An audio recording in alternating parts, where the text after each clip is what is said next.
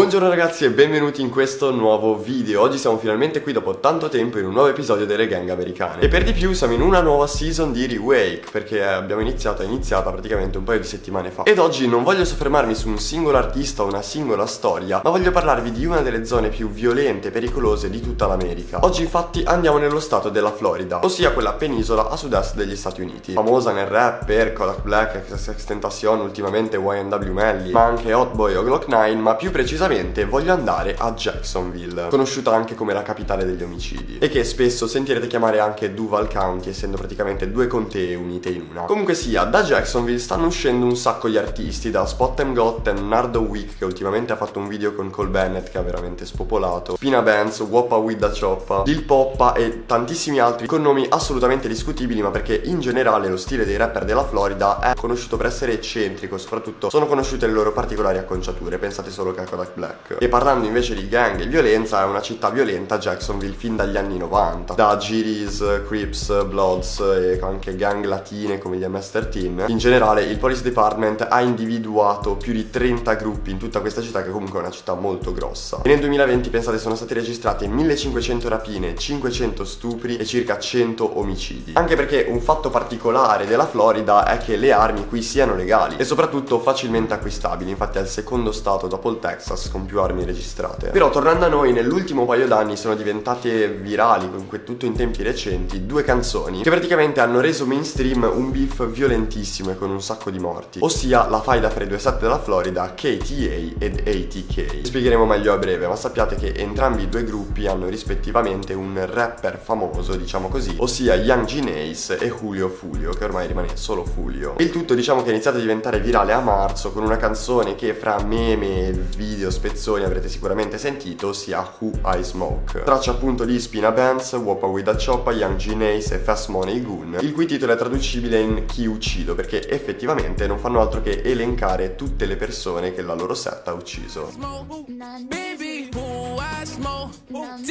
E un mese dopo queste liriche assolutamente fuori di testa è arrivata la risposta di Fulio, che ha registrato una diss track chiamata When I See You, con un video davvero irriverente, con lui addirittura davanti alla tomba con un cartello con gli OP affiliati all'ATK che lui ha ucciso, da lui o dai suoi soci.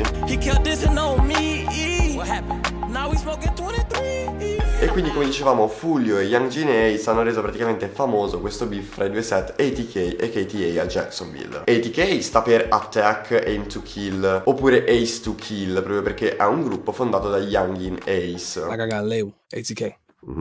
It's a label. It ain't no gang. They're gonna put it as a gang because, like, you know what I'm saying? But it's not that. And ATK stands for? And see that meaning. See, one thing about ATK, nobody know the meaning of ATK. E tutti i membri inizialmente erano dei ragazzini che vivevano per le streets, diciamo per strada, tutti in condizioni pessime. In particolare giravano soprattutto nella zona di Melvin Park, per cui questo set è famoso e dove praticamente è nato e sta. Mentre dall'altro lato troviamo i KTA, ossia Kill Them All, che questa volta non è un gruppo formato da giovanissimi che si sono trovati per strada, ma è nato da OG gang members seri. Infatti l'inizio dei KTA nasce da PCE, ossia Problem Child Entertainment, una gang che si è ritrovata coinvolta in un'inchiesta chiamata RICO attorno al 2016 e che praticamente è diventata famosa a Jacksonville. In pratica più di 10 membri della PCE sono stati arrestati con accuse di omicidio, possesso illecito di armi, spaccio, contrabbando e non solo, ma in particolare divenne famosa la storia di un bambino di soli 22 mesi che venne ucciso nel sedile posteriore di una macchina in cui viaggiavano i target che sarebbero dovuti essere uccisi durante un drive-by shooting. E questa grande faida inizia nel 2017, inizialmente si dice con tutta una grossa incomprensione. Questo non è stato mai chiarito, ma la data che segna la rottura proprio fra questi due gruppi è l'omicidio di Zion Brown, ossia il cugino di Fulio di KTA. Pensate, ucciso a casa sua assieme a due ragazze di 9 e 16 anni. Ed il reato è stato commesso da DeAndre Thomas, un ragazzo notoriamente associato con Young Gnaze. E infatti un anno dopo Ace ha ricevuto una risposta mentre stava viaggiando con suo fratello e due amici in una macchina, uscendo da una festa, quando un altro mezzo li ha affiancati ed ha aperto il fuoco. Nessuno nessuno è riuscito a sopravvivere tranne il rapper Young Jean Ace, che oltre a volersi prendere una rivincita come poi praticamente farà, si è tatuato tutti gli altri 3 passeggeri, suoi amici morti, sulla pancia. E le storie che sono partite da qua sono davvero tantissime, potete immaginare. Sentite solo che tutti i nomi che pronunciano nelle canzoni. Ma in particolare voglio raccontarvene un paio, come nel 2019 un altro duro colpo agli ATK, nata proprio come vendetta per l'omicidio di Zion. Venne ucciso un ragazzo uscendo da un locale la sera conosciuto come Boss Goon, ossia il fratello di sangue di uno dei demoni, dei demons di Jacksonville, ossia Queso. Queso è anche lui un rapper famoso per essere particolarmente crudo e particolarmente esplicito e pazzo, e da sempre è in contatto con Young Jean Ace, hanno fatto anche delle canzoni assieme, e quindi fa parte degli ATK.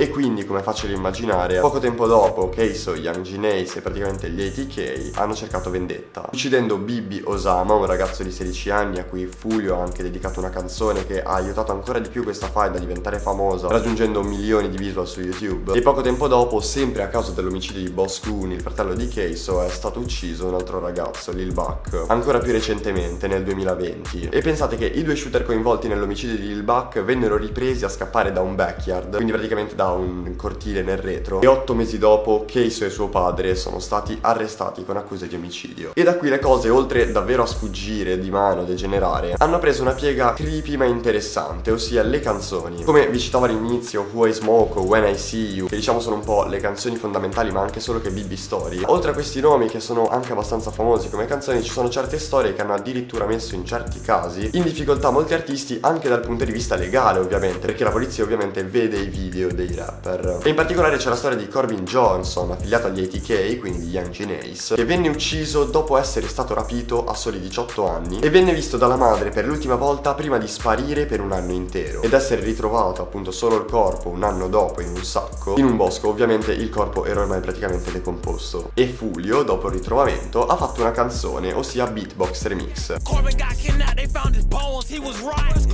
Mentre dall'altro lato un altro rapper che posso citarvi molto irriverente è Spina Benz, ossia un socio di ATK e Young Jean Ace, che appunto compare anche in Who I Smoke, e oltre ad aver risposto a Who I See You nella canzone I Don't Smoke Candy, in cui proprio come swap Fulio tira fuori beef di tutti i tipi, come ad esempio quello con Rod K.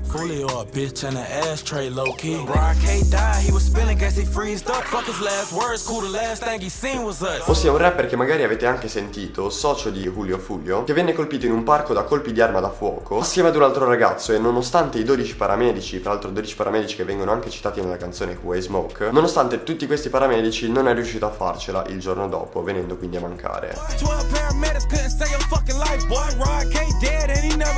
Ma nonostante vorrei rimanere qua a raccontarvi altre 1000 storie, 1000 aneddoti su questa città e queste gang, questi set, magari approfondiremo qualche altra storiella su Twitch appunto, io per ora vi ringrazio per la visione, sperando che questo video vi sia piaciuto. Vi ricordo che fra l'altro ad inizio mese è uscito il primo video di questa nuova season di Rewake, quindi in caso foste interessati andate a dare un'occhiata. Per rimanere sempre aggiornati seguitemi su Instagram @NotRewake, e io vi ringrazio e ci vediamo al prossimo video.